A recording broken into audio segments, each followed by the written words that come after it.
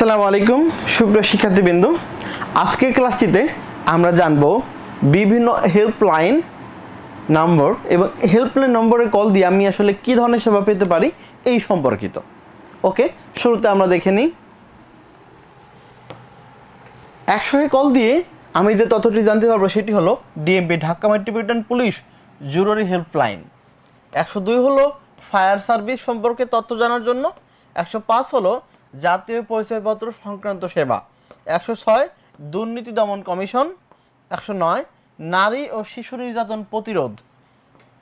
এরপরে 333 বা 333 যেটাতে কল দিয়ে সরকারি তথ্য সেবা সম্পর্কে জানতে পারবো।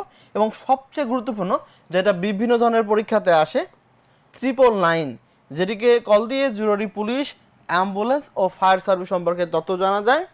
এবং সর্বশেষ 1098 1098 কল দিয়ে চাইল্ড হেল্পলাইন ও বাল্যবিবাহ প্রতিরোধ সম্পর্কে আমরা বিভিন্ন রকমের সেবা পেয়ে থাকি।